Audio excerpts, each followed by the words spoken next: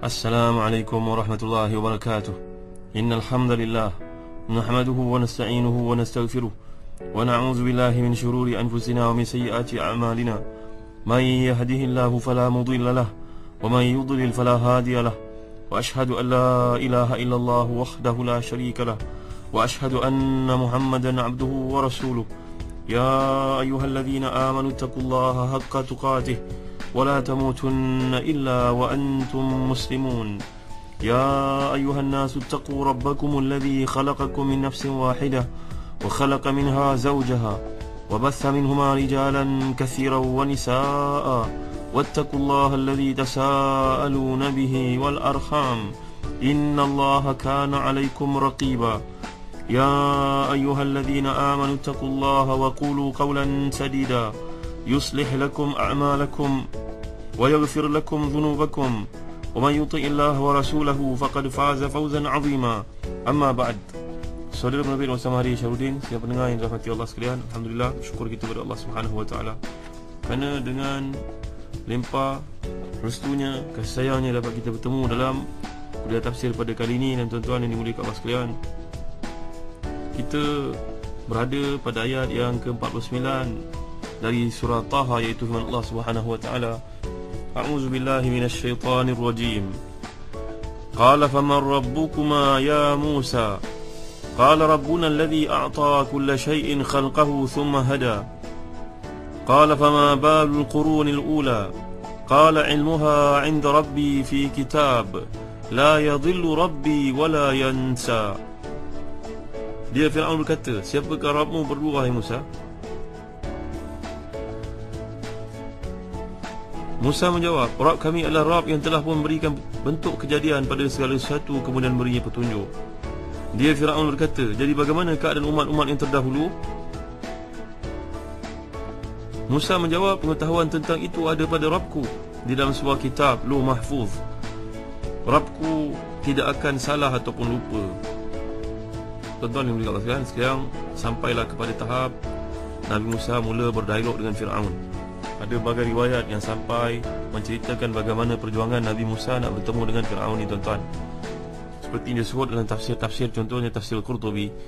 Bila Nabi Musa berada di hadapan, menurut satu riwayat daripada Muhammad bin Ishaq bin Yasar, bila sampai saja perintah ini, maka Nabi Musa telah pun kembali ke tempat asalnya. Dia mencari, Nabi Musa mencari ibunya, mencari saudaranya Harun. Tempat tinggal masih tempat yang lama juga. Mula-mula mereka tidak mengenali dia, kerana zaman tersebut manalah ada Facebook, tuan-tuan, manalah ada telefon, manalah ada kemudahan. 10 tahun lebih berpisah. Tapi setelah mendengar suaranya, tersedarlah mereka dan segera mereka mengenal orang yang mereka cintai, yang telah lama hilang itu. Kata Sudi, Nabi Musa datang pada malam hari. Musa pun mula menyampaikan pesannya kepada Harun alaihi wassalam. Hai Harun, sesungguhnya Tuhan telah merintahkan kepadaku supaya datang menghadapi Fir'aun, menyuruhnya kembali kepada jalan Allah Subhanahu wa taala, dan Allah telah merintahkan kau juga untuk mendampingiku. Nabi Harun, abangnya, menjawab, kerjakan apa yang disuruh oleh Allah itu, wahai Musa. Maka mereka pun segeralah menghadap Fir'aun untuk menyampaikan apa yang diwahyukan oleh Allah SWT kepada mereka. Selain daripada menyatakan mereka merupakan utusan Allah, mereka sampaikan bertugas mereka yang kedua, iaitu mengingatkan Fir'aun agar Bani Israel yang ditindasnya selama ini dibebaskan. Namun tuan-tuan yang dimuliakan Allah sekalian, dalam satu riwayat daripada Muhammad bin Ishaq bin Yasar, bila sampai saja perintah kepada Nabi Musa, dia pun kembali kepada ayah bondanya dan kepada abang kekandanya Nabi Harun alaihi wassalam. Mereka sampai kepada istana Fir'aun. Pergi mereka ke istana nak menghadap, menyampaikan perintah Allah SWT. Namun setelah sekian lama mereka berdiri di depan istana, tak ada seorang pun yang mahu atau berani menyampaikan kepada Fir'aun yang angkuh ni. Maklumlah tuan-tuan yang dimuliakan Allah sekalian, mereka yang tahu pun takut nak menyampaikannya, bimbang kalau Fir'aun murka, dan bimbang pula atas kedudukan mereka. Tuan-tuan yang dimuliakan Allah sekalian, orang siapa yang mendampingi orang-orang besar, pemimpin-pemimpin, tuan-tuan mengikut amanah yang besar di sisi Allah Subhanahu wa taala. Ingatlah tuan-tuan akan berdiri pada Allah SWT kelak. Janganlah peluang tersebut disia-siakan. Seperti yang pernah kita bawakan kisah sebelum ini, Al-Imam Abdul Wahab Asy'arani yang mengingatkan Muhammad Ali Pasha yang merupakan Perdana Menteri Mesir agar ingat tanggungjawab bahawa dia mesti menyampaikan satu kebenaran itu. Sebelum ini telah kita kisahkan tuan-tuan, menerusi kitab Rasul mulia, umat mulia, akhlak mulia. Jadi bila sampai di sini, Firaun tidak tahu yang ada orang nak berjumpa dengannya dengan satu tugasan tanggungjawab yang besar. Setengah riwayat mengatakan Nabi Musa, Nabi Harun 2 tahun berturut-turut pulang pergi ke istana, tak ada seorang pun pegawai istana, penjaga pintu yang berani menyampaikan ke dalam hajat tersebut. Sampailah pada satu ketika seorang pelawak. Pelawak ni apa tuan-tuan? Seorang yang suka buat jenaka, yang tugasnya untuk menggembirakan, membangkitkan ketawanya si Firaun bila dia bermuram duka. Orang yang biasa disebut sebagai badut lah tuan-tuan, clown ni. Setelah dilihatnya orang dia berdua ni hampir setiap hari ada kat muka istana, tapi tak ada siapa yang menegur, badut dia pun melaporkan kepada Firaun, wahai baginda, di pintu muka istana ada lelaki yang lucu, lebih lucu daripada saya lagi. Dia selalu berkata kepada orang yang cuba mendekatinya bahawa dia ni utusan Tuhan. Dia katakan pula bahawa Tuhan itu mengutuskannya ke dunia untuk bertemu khas dengan tuanku. Hairan Firaun mendengar kata-kata tersebut. Betul, di pintu istana soal lagi itulah tuan-tuan. Benar tuanku, jawab si badut ini. Akhirnya Firaun pun merintahkan pengawal, apa hal tak bawa dia masuk? Bawa dia masuk, sekarang aku nak dengar kata-kata ini. Di tangan Nabi Musa ni terpegang tongkat, dan berhampiran dengannya abangnya bernama Harun. Setelah berdiri di depan singgah sana tempat Firaun bersemayam, berkatalah Musa, aku ini utusan Allah SWT. Serta merta Firaun menyambut, aku kenal engkau lah, engkau ni merupakan Musa, bukan? Jadi tuan-tuan, ini boleh Allah sekalian, inilah kisah bagaimana Nabi Musa dengan beraninya dihilangkan perasaan takut. Dan aku yang dahulu kita telah bincangkan bagaimana nak membuang perasaan takut dalam menyatakan kebenaran dalam diri setiap kita. Tuan-tuan dimuliakan Allah sekalian, takut, siapa yang tidak takut? Imam Qurtubi mengatakan takut memang ada dalam setiap manusia walaupun dia seorang Nabi. Dan Allah SWT telah merintahkan Nabi Musa dan Nabi Harun ni supaya bercakap dengan perkataan yang lemah lembut. Disebut oleh Al-Imam Ibn Hayyan Al-Andalusi, nama juga dipanggil dengan Abu Hayyan. Namanya Ibn Hayyan dan namanya juga Abu Hayyan. Dalam tafsirnya dipanggil sebagai Al-Bahrul Muhit. Kalau kita ni belajar ilmu lughah daripada tafsir, kita tafsir Al-Bahrul Muhit ni antara tafsir yang paling menarik di samping Qurtubi. Kalau melihat kepada Tahrir Tanwir, lebih kepada masail balaghiyah, Zamakhsyari pun balaghiyah. Tapi dari sudut lughah amat wajar dan penting untuk kita mempelajari nahwu saraf. Antara tafsir menarik itu Al-Bahrul Muhit. Tuan-tuan yang mulia Allah sekalian, Nabi Musa disuruh oleh Allah SWT untuk memanggil Firaun ni dengan panggilan yang amat lembut. Firaun ni ada banyak kunyah. Kunyah ni maknanya sandaran kepada nama anak. Kalaulah seorang tu ada anak bernama Sulaiman, maka dipanggil sebagai Abu Sulaiman. Kalau seorang tu ada anak bernama Aisyah Humairah, maka dinamakan sebagai Abu Aisyah. Kalau anak itu bernama Khadijah yang pertama, maka namakan bapa tersebut Abu Khadijah. Ibunya, isterinya itu dipanggil Ummu Khadijah. Maka Firaun ni pun ada kunyah. Kunyah dia ada banyak. Seperti disebut oleh Abu Hayyan, nama lembut yang Allah SWT suruh panggil ini, izhab ila fir'auna innahu tagha faqula lahu qawlan layyinan la'allahu yatadhakkaru aw yakhsha. Kata-kata yang lembut dimaksudkan itu, yang pertama, panggillah dengan kunyah dia. Seperti Abu Murrah, nama lainnya Abu Mus'ab, nama lainnya Abu Walid, nama lainnya Abu Abbas. Allahu alam. Tuan-tuan dimuliakan Allah sekalian, ada setengah pendapat mengatakan kata-kata yang lembut itu la ilaha illallah wahdahu la syarikalah.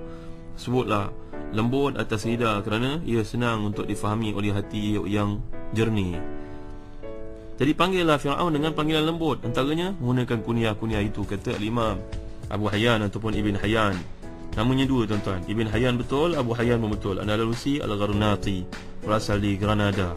Bacalah tafsir ini tuan-tuan. Malangnya belum lagi diterjemahkan ke dalam bahasa kita, belum diterjemahkan ke dalam bahasa Melayu. Jadi disuruh Allah SWT akan dua orang Nabi ni untuk bercakap dengan perkataan yang mudah, yang lembut. Kuliah yang dahulu kita dah bincangkan bagaimana ucapan kepada orang bukan Islam, Assalamu ala man ittaba'al huda. Assalamu ala man ittaba'al huda merupakan doa untuk mereka supaya dapat Islam itu.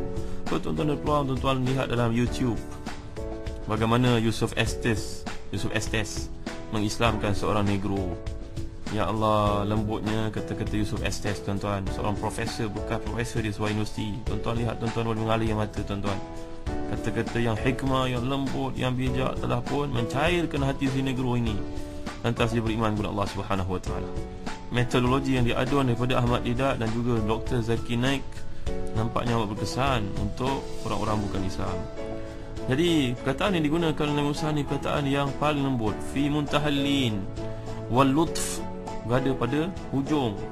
Tak ada yang lebih lembut daripada yang digunakan oleh Nabi Musa dalam pendekatannya dalam dakwah ni, tuan-tuan yang mulia Allah sekalian. Lihat kekuatan yang ada pada Nabi yang mulia ni. Setelah mendapat bimbingan bekal yang cukup, Nabi Musa pun berkatalah dengan Fir'aun ini. Lalu Fir'aun menjawab, qala fama rabbukuma ya Musa. Kini dijawab, menggambarkan pada mulanya Fir'aun mengarahkan perbincangan kepada Nabi Musa dan Nabi Harun sebagaimana yang digunakan perkataan di sini rabbukuma, mukhatab, merujuk kepada dua orang. Siapa yang memelihara kamu berdua? Rabb, telah kita belajar perkataan Rabb maknanya Allah SWT yang bersifat dengan sifat pemeliharaan, menjaga, mendidik. Itu sebab perkataan tarbiyah merujuk kepada kerja seorang ayah dan ibu. Pendidikan itu bukan sahaja pada mengajar matematik, tapi mengejar dikenal Allah SWT. Bukan saja mengajar dia melindungi diri, menjaga diri daripada masalah-masalah kesihatan, bahkan dalam dirinya ada akidah yang harus dibimbing dan dipupuk. Itu perkataan tarbiyah. Jadi huma rabbukuma, kata Syekh Qutb, lihat Fir'aun ini mengatakan, kalau begitu siapa yang menjaga kamu berdua? Kankah aku yang jaga kamu berdua? Sebelum ni kita telah pelajari, Fir'aun berkata dengan angkuhnya, am ana khairun min hadzal ladzi la yakadu yubin. Aku nak bandingkan dia ni, siapa dia cakap pun tak lancar, dan di bawah aku wa hadzal anharu tajri min tahti, ini sungai mengalir di bawah kakiku. Semua kamu dapat nikmat pertanian, kehidupan daripada air sungai ini mengalir di bawah tapak kakiku. Angkuhnya Fir'aun ni, tuan-tuan dimuliakan Allah sekalian. Sekarang dia bertanya kepada Nabi Musa, Nabi Harun, siapa yang melihara kamu berdua? Nabi Musa mengarahkan perkataan tersebut dengan menyebut namanya secara langsung. Lihat dalam ayat ni kan, fama rabbukuma ya Musa. Sombongnya, angkuhnya berkata kepada Musa dengan begitu sekali. Ucapannya terarah kepada Musa. Agaknya Fir'aun menyedari bahawa Nabi Harun ni sekadar pembantu Nabi Musa.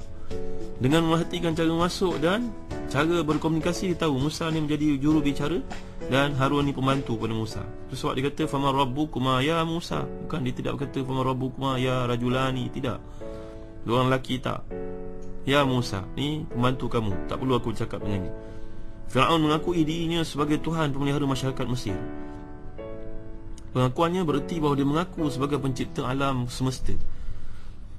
Para penyembah berhala berkeyakinan bahawa pencipta yang maha agung, yang tinggi kedudukannya, tidak dapat dijangkau oleh naluri kita, tidak juga dapat diarahkan secara langsung kepadanya. Kerana itu ibadah diarahkan kepada makhluk-makhluk pilihan seperti malaikat, jin, raja-raja yang agung.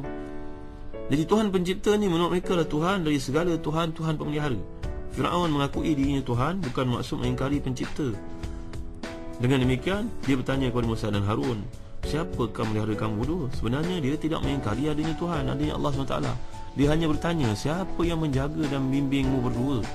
Kerana Fir'aun merasa, bahkan mengakui, dia Tuhan yang menjaga dan memelihara penduduk Mesir. Kalau aku jaga orang Mesir supaya menganggap aku Tuhan, kamu pula siapa Tuhan kamu? Adakah memiliki kuasa yang besar seperti aku? Piramid-piramid yang besar seperti aku? Kemewahan dan juga kesuburan bumi seperti di Mesir ini? Lihat, ini merupakan cabaran yang cukup hebat. Maklumlah dia seorang raja. Jadi kata-katanya merupakan kata-kata yang penuh dengan kekuatan, tuan-tuan yang dimuliakan Allah sekalian. Keberaniannya, latihan yang telah dilalui selama ini. Maka tuan-tuan yang dirahmati dan dikasihi Allah sekalian, Nabi Musa menjawab, qala rabbuna alladhi a'ta kulla syai'in khalqahu thumma hada. Nabi Musa menjawab dengan yakin, ini ilham, ini merupakan mukjizat wahyu yang Allah telah berikan kepada seorang Nabi. Ucapannya tegas, kuat, bertenaga. Dia menjawab, Tuhan kita adalah Tuhan yang telah memberi kepada setiap satu bentuk kejadiannya, kemudian beri padanya petunjuk. A'ta kulla syai'in khalqahu thumma hada. Jadi mengandungi bahawa setiap makhluk memiliki sifat dan ciri tertentu yang membezakannya dari makhluk yang lain. Bahkan monyet pun, tuan-tuan dimuliakan Allah sekalian, ada berbagai-bagai bentuk. Ada monyet yang berkeadaan begini, beruk yang berkeadaan begini, chimpanzee pula lain, gorila pun lain. Masya Allah, genetically semuanya berbeza, tuan-tuan yang dimuliakan Allah sekalian. Sesuai untuk menjalankan fungsi yang tertentu dalam kehidupan ni, untuk mengimarahkannya dalam bentuk yang telah Allah tetapkan. Jadi jawapan yang diberikan Nabi Musa di atas dalam ayat ini, Rabbuna alladhi a'ta kulla syai'in khalqahu thumma hada, ialah mengandungi bukti kewajaran bahawa Allah SWT ni sahaja yang layak untuk beribadah kepadanya. Termasuk Firaun juga. Inilah Tuhan yang wajib disembah oleh Firaun, tak ada yang lain, wajib diibadahkan kepadanya. Kerana Tuhan yang telah mengutus Nabi Musa ini adalah pencipta segala sesuatu. Dia mencipta, pasti dia juga memilikinya. Dan logiknya ibadah mestilah dibuat, difokuskan kepadanya. Jadi atas dasar ni tuan-tuan, ucapan Nabi Musa, Rabbuna, lebih wajar kita terjemahkan dengan Tuhan kita, Tuhan aku dan Tuhan kau, wahai Firaun. Allah SWT yang menjadi Tuhan kepada kita semua. Bukannya wajar diterjemahkan dengan terjemahan Tuhan kami berdua. Tidak, Tuhan kami dan Tuhan kau.